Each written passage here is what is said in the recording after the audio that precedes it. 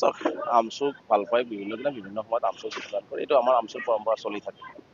Actually আজি আমাৰ বজালী জিলা সমিতিৰ শপত গ্ৰহণ আছিলে আৰু এই শপত গ্ৰহণ অনুষ্ঠানত মই উপস্থিত হৈছিলোঁ আৰু উপস্থিত হৈ ভাল লাগিছিল আমাৰ কল্লা প্ৰবাহ একাডেমীৰ ছাত্ৰ ছাত্ৰীসকলেও আজি উপস্থিত আছিল তেওঁলোকৰ শিক্ষক শিক্ষয়িত্ৰী অধ্যাপকসকলে উপস্থিত আছিল যথেষ্ট মৰম চেনেহ আমাক দিছে আৰু যথেষ্ট আশীৰ্বাদ কৰিছে উৎসাহিত কৰিছে আমাক আগলৈ কাম কৰি যোৱাৰ কাৰণে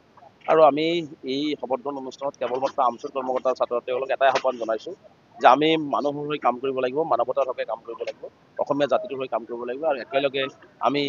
ভাতৃত্ববোধেৰে কাম কৰিব লাগিব গতিকে আমি কেনেকৈ সমন্বয় স্থাপনেৰে আমি আমাৰ সমাজখন বিশেষকৈ বজালী জিলাখনক আমি আগুৱাই লৈ যাব পাৰোঁ সংখ্যালঘু সংখ্যাগুৰু যি ধৰ্মৰ মানুহ আছে আমি একেলগে কেনেকৈ চলিব পাৰোঁ এই কথা বতৰাবিলাক আমাৰ ইয়াত সভাখনত আলোচ্য বিষয় হিচাপে গুৰুত্ব পাইছে আৰু বিশেষকৈ বজালী অঞ্চলত ড্ৰাগছ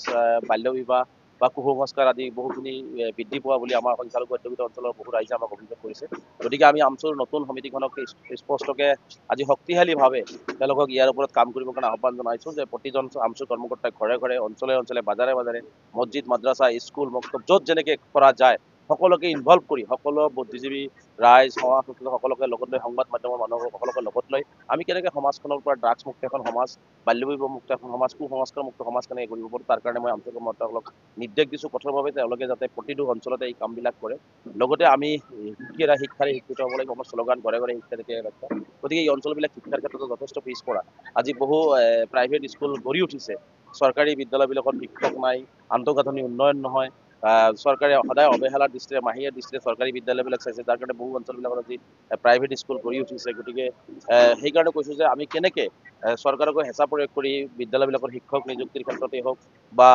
বিদ্যালয়বিলাকৰ আন্তঃগাঁথনি উন্নয়ন কৰাৰ ক্ষেত্ৰতে হওক কেনেকৈ চৰকাৰক আমি হেঁচা প্ৰয়োগ কৰোঁ তাৰ ওপৰত গুৰুত্ব দিব লাগে আৰু আমি ঘৰে ঘৰে গৈ আমি কেনেকৈ শিক্ষিত হ'ব লাগে কাৰণ যিমান যি সমস্যা হৈছে সকলো সমস্যাৰ উত্তৰ এটা ৰাস্তাতে আছে যে আমি কাগজ আৰু কলমৰ যুদ্ধ কৰিব লাগিব বিপ্লৱ সৃষ্টি কৰিব লাগিব জেহাদ কৰিব লাগিব শিক্ষাত গতিকে শিক্ষা অবিহনে আমি কেতিয়াও আগুৱাই যাব নোৱাৰোঁ আজি মুখ্যমন্ত্ৰী ডাঙৰীয়াই দেখিছোঁ বিভিন্ন সময়ত হিন্দু মুছলমান এইবিলাক সাম্প্ৰদায়িক কথা বাৰ্তাবিলাক কয় ঘৃণা বিয়পায় বলডোজাৰ চলায় এইবোৰে আচলতে অসম আগুৱাই নাযায় অসম তেতিয়াহে আগুৱাই যাব যেতিয়া অসমখনৰ সকলো মিলিজুলি সকলোকে শৈক্ষিক দিশখনত অসমখনক আগুৱাই লৈ যাব যেতিয়া শিক্ষাৰ যুদ্ধখনত অসমত চলিব শিক্ষাৰ বিপ্লৱ যেতিয়া অসমত চলিব অসমখন 5খন ৰাজ্যৰ ভিতৰত এখন ৰাজ্য এনেই হ'ব গতিকে মই সেইকাৰণে অসম চৰকাৰক আহ্বান জনাইছোঁ যে আপোনালোকৰ যি ঘৃণাৰ ৰাজনীতি এই ঘৃণাৰ ৰাজনীতি পৰিহাৰ কৰি শিক্ষাৰ ৰাজনীতি কৰক উন্নয়নৰ ৰাজনীতি কৰক মানৱতাৰ ৰাজনীতি কৰক শংকৰদেৱ গুৰুজনা মাধৱদেৱ গুৰুজনা আজান ফকীৰ গুৰুজনাই কৰি যোৱা সেই তাহানিৰ সমন্বয়ৰ অসমখনৰ হৈ ৰাজনীতি কৰক অসমীয়া বৃহত্তৰ অসমীয়া জাতিৰ হৈ ৰাজনীতি কৰক অসমখন ভাঙি থানমান কৰা বা অসমীয়া জাতিক ভাঙি থানমান কৰা ৰাজনীতি আপোনালোকে নকৰিব এই আহ্বান আজি আমি চৰকাৰকো ৰাখিছোঁ আৰু আমিও আমাৰ আমচুৰ কৰ্মকৰ্তালৈ আহ্বান জনাইছোঁ আহক আমি মিলিজুলি কেনেকৈ এখন গড় অসম কৰিব পাৰোঁ সকলোৱে কেনেকৈ শিক্ষাৰ পোহৰ পাব পাৰোঁ সকলোৱে কেনেকৈ সমাজত ভালকৈ দুবেলা দুমুঠি খাই ভালকৈ জীয়াই থাকিব পাৰোঁ একতাৰে সমন্বয়েৰে এই আহ্বান ৰাখি আমি কাম কৰাৰ কাৰণে সকলো কৰ্মকৰ্তাক আমি নিৰ্দেশনা প্ৰেৰণ কৰিছোঁ।